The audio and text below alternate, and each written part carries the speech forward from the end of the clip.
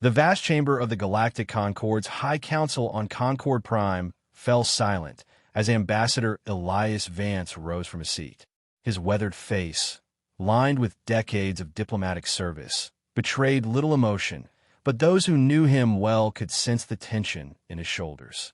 The massive circular chamber, with its soaring crystalline dome revealing the artificial black hole that powered the entire station, had witnessed countless debates over millennia. Yet few had carried the weight of today's vote. Esteemed members of the High Council, Vance began, his voice calm but resonant. For the 200th time in as many years, I rise to speak on behalf of United Earth and her colonies. He paused, his eyes scanning the faces, and in some cases, sensory appendages, of the assembled representatives. Some showed boredom, others contempt, a few genuine interest. High Chancellor Kthar, a being of ancient energy whose form shimmered like contained lightning within a humanoid outline, leaned forward slightly. The movement was barely perceptible, but in a being who had governed the Concord for over 5 centuries, it signaled rare attention. The Strategic Resource Allocation Treaty before us today, Vance continued, represents nothing less than economic strangulation for developing worlds, particularly those of humanity.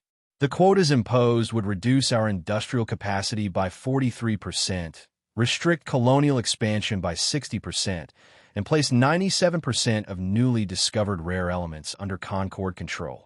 He placed both hands on the glossy black table, the symbolic center of galactic governance. This is not resource management. This is resource theft. Murmurs rippled through the chamber. Colonel Eva Rostova, Earth's military attaché, stood rigid beside the ambassador. Her sharp features and calculating blue eyes remained fixed on Kthar, missing nothing. Unlike Vance's diplomatic attire, she wore her formal military uniform, the dull gleam of service medals a reminder of humanity's martial reputation. Ambassador Vance. Kthar's voice resonated with the unsettling harmonic quality of energy beings. These are the same objections Earth has raised at every resource discussion for the past 50 years. The treaty was crafted by our finest economists and planetary scientists from across 162 species. It ensures sustainable development for millennia to come. For established worlds, Vance countered. Not for humanity. Not for the 37 other developing species represented here. Kthar's energy form flickered in what most species recognized as dismissal. Humanity has been part of the Concord for merely 2 centuries. Many members waited far longer for expansion permits. This is the price of civilization, patience. From her position, Rostova subtly checked her neural implant, confirming that Earth's encrypted quantum channel remained active. Everything was being transmitted directly to United Earth Government headquarters in Geneva. Every word, every reaction. The difference, Chancellor, Vance replied, is that other species were not actively colonizing when they joined. Humanity already has 27 established colonies requiring resources. This treaty would condemn millions to poverty. Admiral Vrel of the KRYLL Dominion, a species known for both their martial prowess and their long-standing alliance with the Concord leadership, let out a barking laugh. His scaled face contorted in what humans had learned was amusement. Perhaps humans should have considered that before breeding so prolifically, he said, mandible flaps clicking in amusement. Your species' impatience is legendary. 2 centuries is nothing. Vance's expression hardened almost imperceptibly. And your species' arrogance is equally legendary, Admiral. Let me be perfectly clear. Humanity will not accept these chains. The chamber stilled at the harshness of his tone. Kthar rose slightly, energy crackling. Ambassador, you approach in propriety. The Concord has stood for over 50,000 years. Its protocols and hierarchies ensure galactic peace. Your species' constant pushing against established norms threatens that stability. Does it? Vance asked quietly. Or does it threaten your control? The silence deepened. Colonel Rostova shifted her stance slightly, a warning to Vance that he'd gone far enough. I believe, Kthar's voice had cooled to dangerous levels, that we should proceed to the vote. Vance straightened. Before you do, I must deliver a final statement from United Earth Government. If this treaty passes unmodified, humanity will be forced to reconsider its position within the Concord. We cannot and will not submit to economic servitude. Admiral Vrel snorted. Threats now? Typical human posturing. Not a threat, Vance said quietly. A warning. The vote proceeded with mechanical efficiency. The Strategic Resource Allocation Treaty passed with 78% approval. Humanity's objection, along with those of 33 other species, was noted and dismissed. As the session adjourned, Vance and Rostova returned to the Earth Embassy in silence. Once inside the quantum-shielded chambers, Rostova spoke first. They didn't even consider the compromise proposals. Vance sank into a chair, suddenly looking his 73 years. No, they never intended to. He stared at the holographic display showing Earth, blue and distant. Send the confirmation code to Geneva. Tell them the Chancellor's exact words. Your species' constant pushing against established norms threatens stability. You realize what this means, Rostova said, her voice carefully neutral as she transmitted the message. Yes, Vance said quietly. Dawn Protocol is now in effect. 2 weeks later, the Concord Intelligence Service noted an unusual diplomatic movement. Ambassador Vance and the entire Earth delegation had been recalled to Earth for emergency consultations. While not unprecedented, the simultaneous recall of all human diplomatic staff from every Concord outpost was peculiar enough to merit a report to Chancellor Kthar. How long will these consultations last? Kthar inquired of the Tavelian intelligence chief. Unknown, Chancellor. The official communication stated only that significant policy reassessments were underway. All scheduled meetings have been postponed indefinitely. Humans and their dramatics, Admiral Vrel commented from his position on the Security Council. They'll return once they've finished their tantrum. Kthar was less certain. Unlike many in the Concord leadership, he had made a study of human history. Their relatively rapid technological advancement, from primitive spaceflight to viable interstellar civilization in just 4 centuries, was without precedent. Moreover, humans had a troubling historical pattern of sudden, decisive action after periods of apparent compliance. Increase surveillance on human space, Kthar ordered. Discreetly. Over the next month, concerning patterns emerged. Trade between Earth and Concord worlds decreased by 37%. Human merchant vessels began rerouting to avoid major Concord checkpoints. Scheduled cultural exchanges were canceled. The usual stream of academic papers from human universities to the Galactic Knowledge Repository slowed to a trickle.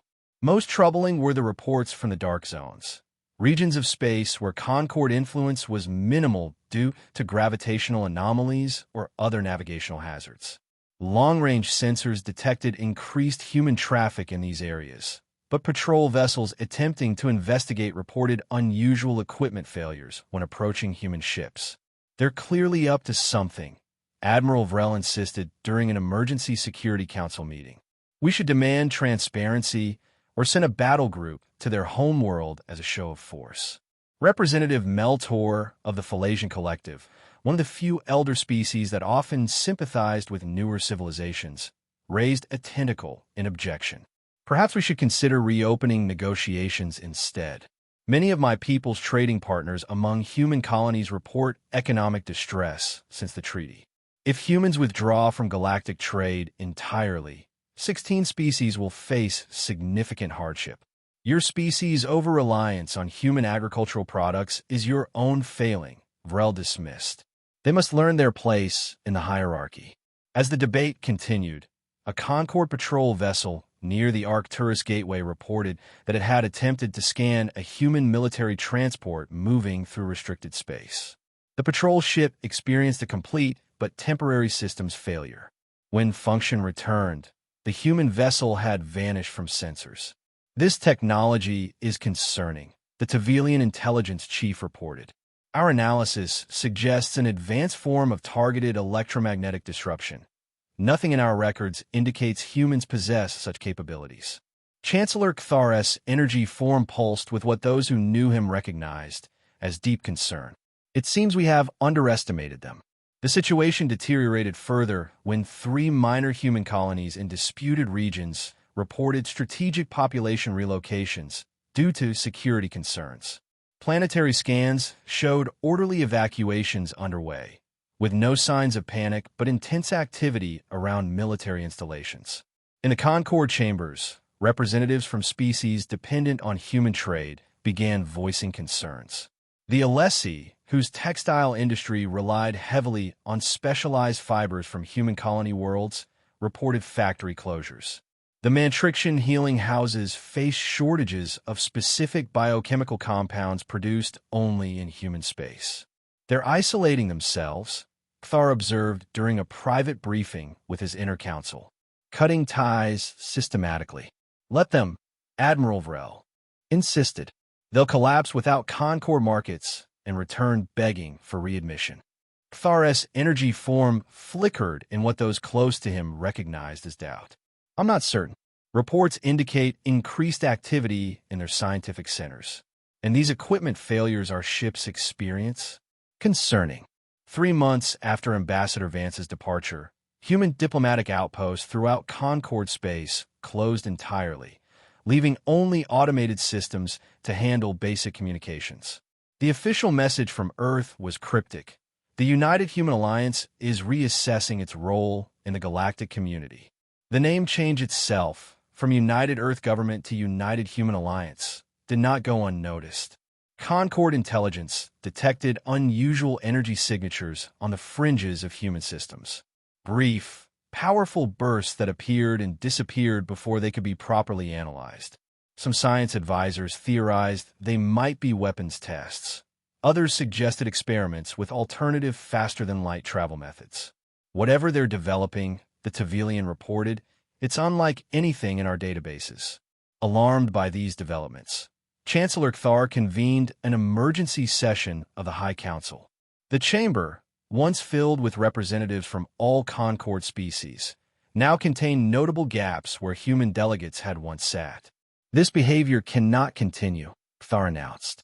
The Concord stability requires transparency from all members. I propose we send a diplomatic military expedition to Earth to remind humanity of its obligations. The motion passed with little opposition. Admiral Vrel, eager to demonstrate Concord authority, volunteered to lead the expedition personally. A fleet of 30 warships, considered overwhelming force against human military capabilities, began preparation for departure to Sol System.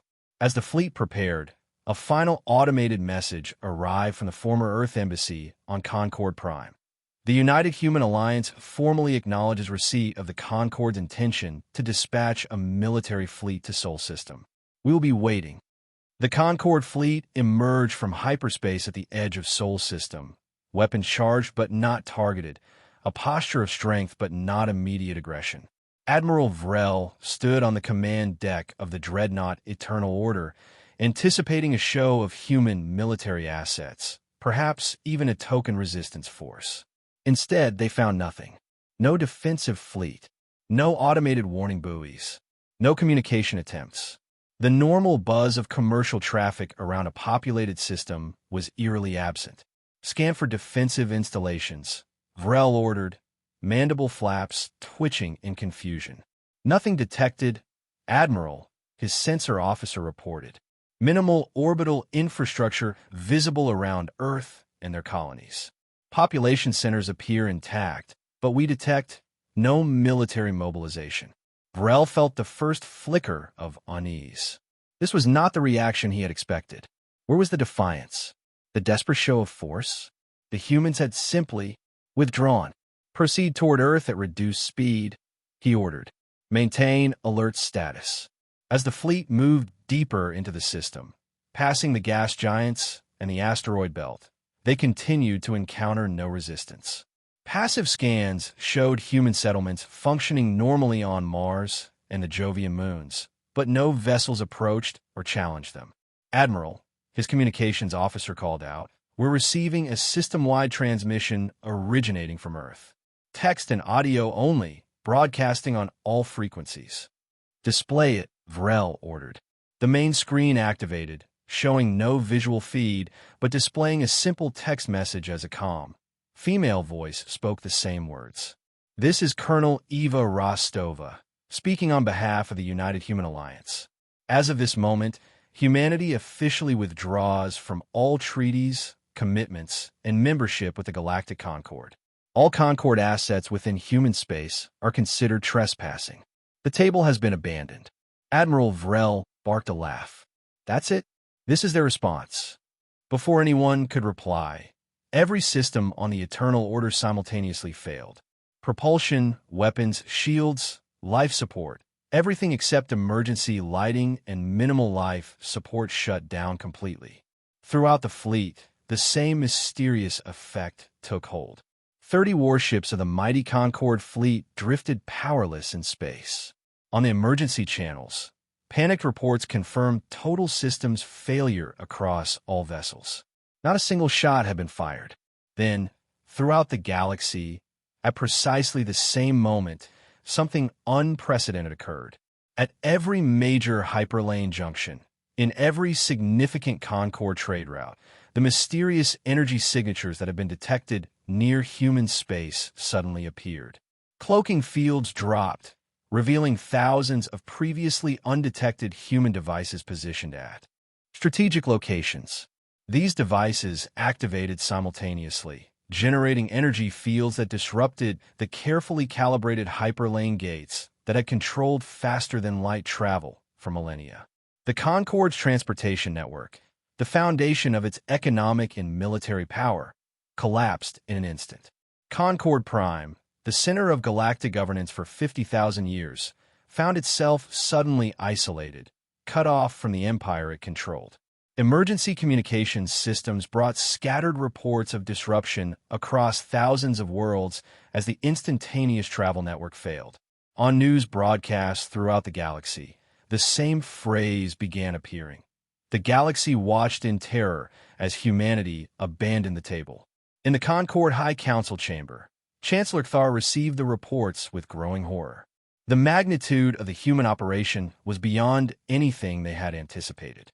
Not only had humans developed technology capable of neutralizing Concord warships and disrupting hyperlane gates, but they had also managed to place thousands of these devices throughout Concord space without detection. This was planned for decades. The Tavelian intelligence chief concluded, his usual composure shattered. Perhaps from a moment they joined the Concord. Thar's energy form pulsed erratically. How? Our technological superiority was clearly not as absolute as we believed. A Phalasian representative interrupted. My government has received a separate communication from the humans. They claim to have no hostile intentions toward individual species, only toward the Concord's oppressive hierarchy. They are offering direct bilateral relations to any interested worlds.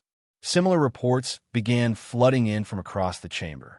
Multiple species, particularly those with economic ties to humanity or grievances against Concord leadership, had received tailored messages offering continued or expanded relations outside the Concord framework. They're dismantling our alliance, Thar realized aloud. Not through war, but through systemic paralysis. In Sol System, Admiral Vrel's fleet remained powerless for 3 days before systems mysteriously reactivated. When communications were restored, they received a simple message from Earth.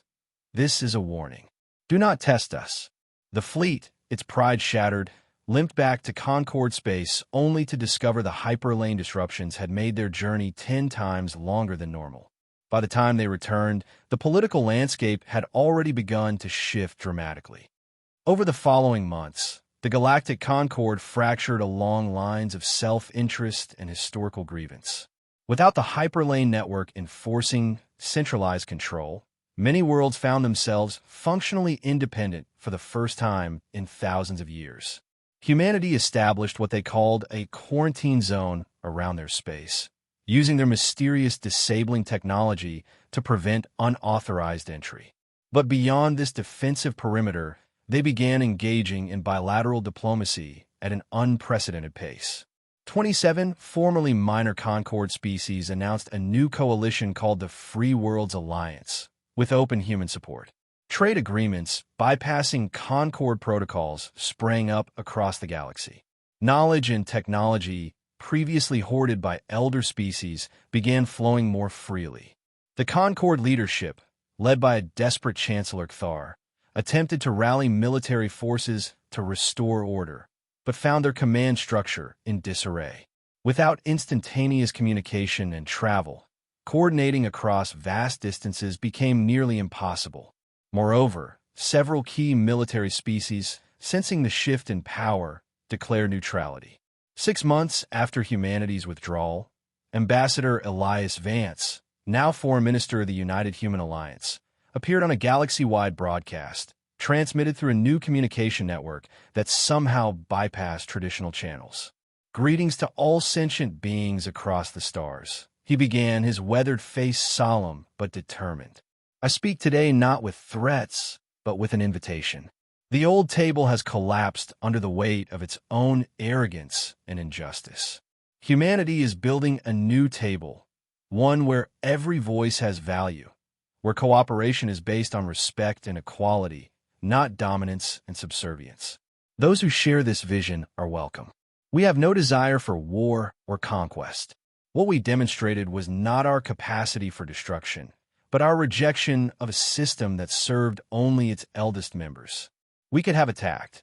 Instead, we simply disconnected. Some call this terrorism. We call it liberation. For too long, the Concord maintained peace through controlled scarcity and hierarchical oppression.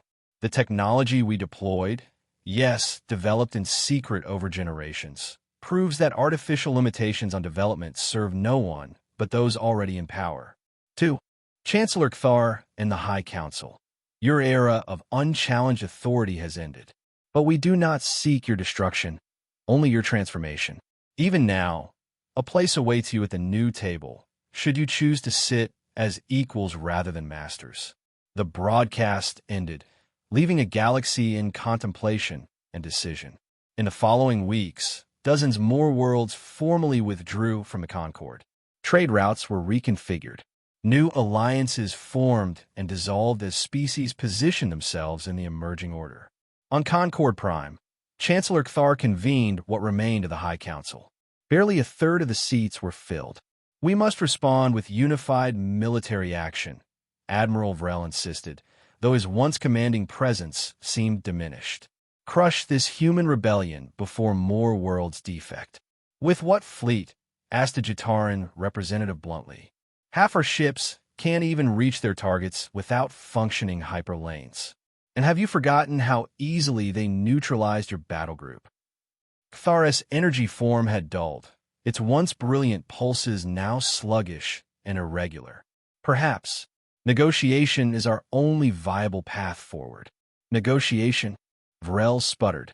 After 50,000 years of Concord rule, you would negotiate with upstarts barely out of their planetary cradle? We have little choice, Cthar replied wearily. Our power was built on controlled access to travel, communication, and resources. The humans have broken that monopoly. Either we adapt, or we perish as a political entity. Meanwhile, on Earth, Foreign Minister Vance and Colonel Rostova stood before a massive holographic display showing the rapidly changing political map of the galaxy. Clusters of green indicated worlds allied with humanity's new vision. Yellow showed neutral territories. Red marked the shrinking Concord loyalists. It worked better than we anticipated, Rostova observed, her usual reserve giving way to quiet satisfaction. Dawn Protocol was in development for 70 years, but I never truly believed we'd deploy. We had no choice, Vance replied, studying a notification of 3 more worlds requesting alliance talks. The Concord would never have permitted our development to continue. Either we acted, or we accepted permanent subjugation. And now, Rostova asked, we've dismantled one power structure. The responsibility of building something better falls to us. Vance nodded, the weight of that responsibility evident in his expression. The easy part was leaving the table. The challenge now is building a better one. He gestured to another display showing schematics for new hyperlane gates. human designs that operated on principles different from the Concord technology. Phase 2 begins. We share technology rather than hoard it. We establish relations based on mutual benefit rather than hierarchical control. We create the galactic community we wished to join 200 years ago. And if some refuse to join? Rostova asked. If Kthar and the traditionalists attempt to rebuild their power? Vance considered this, looking at the red clusters still clinging to Concord ideology. Then they remain isolated, living fossils of a bygone era. We won't destroy them. That would make us no better than they were. We simply move forward without them. A communication alert chimed, indicating an incoming transmission from an unexpected source. Chancellor Kthar himself, requesting a private channel to Earth leadership. Vance and Rostova exchanged glances of surprise. Perhaps, Vance said with cautious optimism, some old ways can learn new tricks after all. He accepted the transmission, ready to begin the complex process of reshaping a galactic order, not through terror or conquest, but through the power of alternatives. Humanity had abandoned one table, but in doing so, had crafted something unprecedented, a chance to start anew. As the connection established and Kthar's diminished energy form appeared on the display, Vance understood that the true test was just beginning. The galaxy had indeed watched in terror as humanity abandoned the table, but now they were watching with something else: hope. The table had been abandoned. A new one was being built, and this time, all would have a place.